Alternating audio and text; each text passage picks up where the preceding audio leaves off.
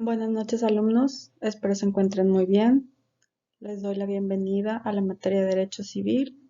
Esta semana nos corresponde hablar del tema del matrimonio. La importancia del matrimonio en el derecho mexicano. Es frecuente afirmar que el matrimonio constituye la base fundamental de todo el derecho de familia. El matrimonio es institución fundamental del derecho familiar, porque el concepto de familia reposa en el del matrimonio, como supuesto y base necesarios. De él derivan todas las relaciones, derechos y potestades. Con el paso del tiempo, podemos señalar como grandes etapas en la evolución del matrimonio las siguientes: promiscuidad primitiva, matrimonio por grupos, matrimonio por rapto, matrimonio por compra y actualmente tenemos el matrimonio consensual. Existen diferentes puntos de vista en el estudio del matrimonio. Número 1 es como una institución. En este sentido significa el conjunto de normas que rigen el matrimonio.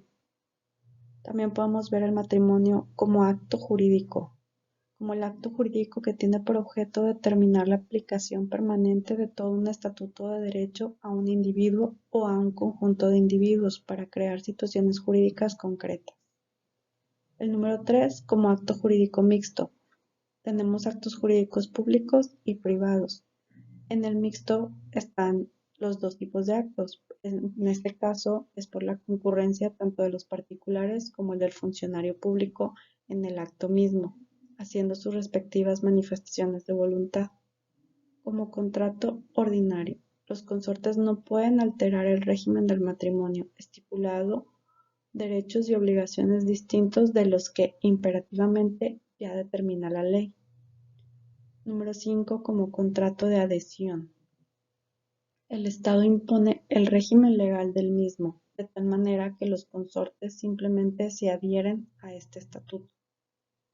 Número 6 como Estado jurídico, que crea para los consortes una situación jurídica permanente que origina consecuencias constantes por aplicación del estatuto legal respectivo a todas y cada una de las situaciones que se van presentando durante la vida matrimonial. Y finalmente, como acto de poder estatal. El matrimonio no es un contrato, es un acto.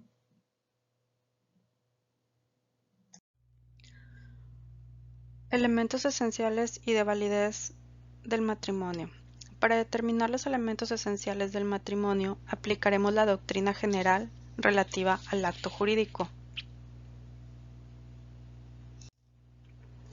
Los elementos esenciales de un acto jurídico es la manifestación de voluntad, que es el consentimiento, y la existencia de un objeto física y jurídicamente posible. Y los elementos de validez de todo acto jurídico es la capacidad, ausencia de vicios en la voluntad, licitud en el objeto, fin o condición del acto y firma cuando la ley lo requiera.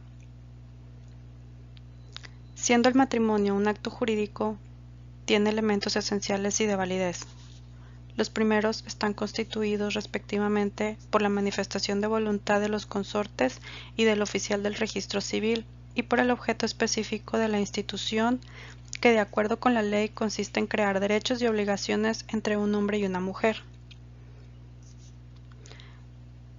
En cuanto a los elementos de validez, en el matrimonio se requiere, como para todos los demás actos jurídicos, la capacidad, la ausencia de vicios en el consentimiento, la observancia de las formalidades legales y la licitud en el objeto, motivo, fin y condición del acto. De esta manera podemos decir que existen elementos de existencia y de validez. Los de existencia y esenciales es que sea la diferencia de sexos, consentimiento y celebración. Y los de validez es el consentimiento libre y espontáneo, capacidad de las partes y las formalidades. Podemos definir los elementos esenciales indicando que son aquellos sin los cuales el acto jurídico no puede existir. Y los de validez son aquellos que no son necesarios para la existencia del acto jurídico, pero cuya inobservancia trae consigo la nulidad absoluta o relativa según lo disponga la ley.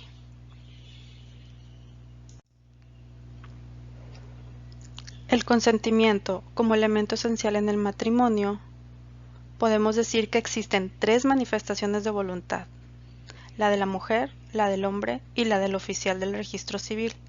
Las dos primeras deberán formar consentimiento, es decir, manifestarse en el sentido de estar de acuerdo los contrayentes en unirse en matrimonio para que el oficial del registro civil exteriorice a su vez la voluntad del Estado al declararlos legalmente unidos en dicho matrimonio.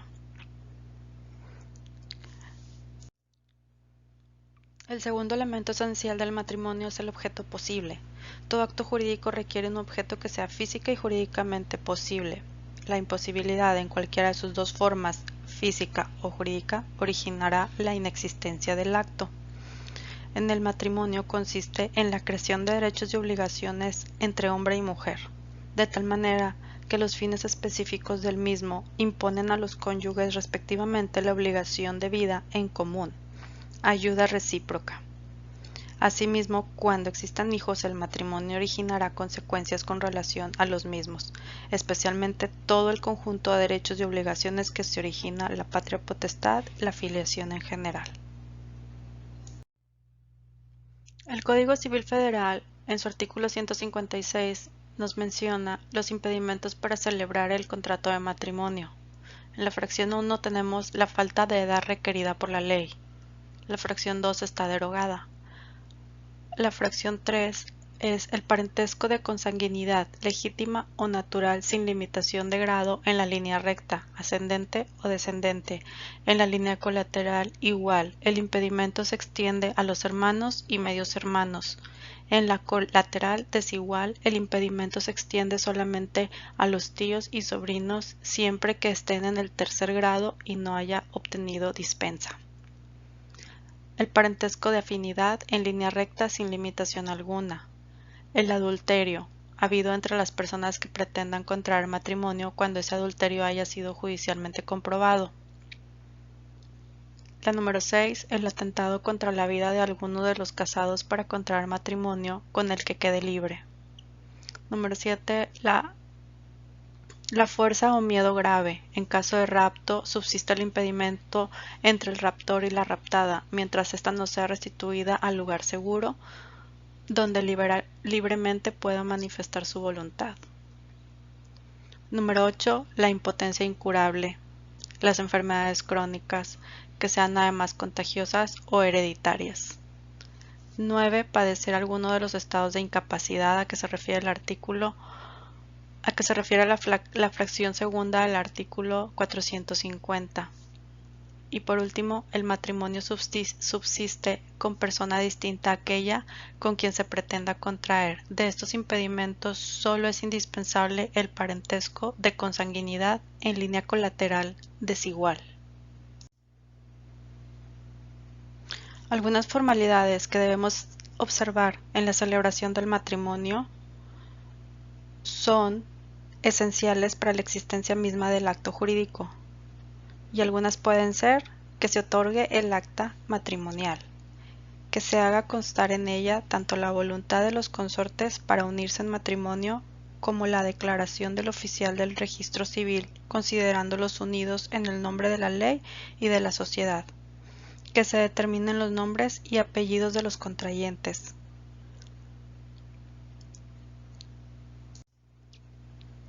Otras formalidades que menciona nuestro Código Civil sería asentar el lugar, día y hora del acta matrimonial, hacer constar la edad, ocupación, domicilio y lugar de nacimiento de los contrayentes, si son mayores o menores de edad, el consentimiento de los padres, de los abuelos o tutores o el de las autoridades que deban subsistirlos, haciendo constar los nombres, apellidos, ocupación y domicilio de las citadas personas, que no hubo impedimento para el matrimonio o que éste se dispensó. La manifestación de los cónyuges sobre si el matrimonio se contrae bajo el régimen de sociedad conyugal, separación de bienes, y los testigos y su declaración sobre si son o no parientes de los contrayentes y si lo son, en qué grado y en qué línea. La nulidad que se funde en la falta de formalidades esenciales para la validez del matrimonio puede alegarse por los cónyuges y por cualquiera que tenga interés en probar que no hay matrimonio. También podrá declararse esa nulidad a instancia del Ministerio Público. De este precepto se desprende que se distingue en formalidades esenciales y formalidades no esenciales para la validez del matrimonio. Aun cuando en dicho artículo no se habla de formalidades esenciales para la existencia del acto, el legislador seguramente quiso referirse a las formalidades de carácter esencial para que exista el matrimonio, pues se dispone que por la falta de las mismas se podrá pedir la nulidad tanto por los cónyuges como por cualquiera que tenga interés en probar que no hay matrimonio. Asimismo, el Ministerio Público podrá pedir dicha nulidad. Claramente se dice en el precepto que la falta de formalidades esenciales traerá como consecuencia la inexistencia del matrimonio, y aun cuando la ley hable de nulidad, debe considerarse que de manera impropia, como ocurre en múltiples casos, no distingue entre la inexistencia propiamente dicha y la nulidad. Sin embargo, la voluntad del legislador ha quedado claramente expresada al decir que cualquiera podrá probar que no hay matrimonio. El Código Civil Federal en su artículo 235 nos menciona las causas de nulidad del matrimonio. Número 1. El error acerca de la persona con quien se contrae. Cuando, entendido, un cónyuge celebrar matrimonio con persona determinada lo contrae con otra. Que el matrimonio se haya celebrado concurriendo alguno de los impedimentos enumerados en el artículo 156, que ya los vimos anteriormente, o que se haya celebrado en contravención a lo dispuesto en los artículos 97, 98, 100, 102 y 103, que se refiere a las actas de matrimonio y requisitos. Debemos de considerar que la capacidad de ejercicio es un elemento de validez en los actos jurídicos, en tanto que la capacidad de goce se presenta como esencial. Aplicando estas ideas al matrimonio, tenemos que distinguir entre la capacidad de ejercicio y la capacidad de goce para celebrar dicho acto. Tienen capacidad de goce los que han llegado a la edad núbil, o sea, en nuestro derecho, 16 años para el hombre y 14 para la mujer. Los menores de dicha edad carecen de capacidad de goce para celebrar el matrimonio, es decir, hay un obstáculo insuperable que la propia ley reconoce para que pueda válidamente celebrar el citado acto. Los invito a que revisen en nuestro Código Civil Federal el título quinto que habla sobre el matrimonio. Ahí podrán encontrar esto que hemos estado viendo, así como en el tomo 1 del Compendio de Derecho Civil de Rogina Villegas.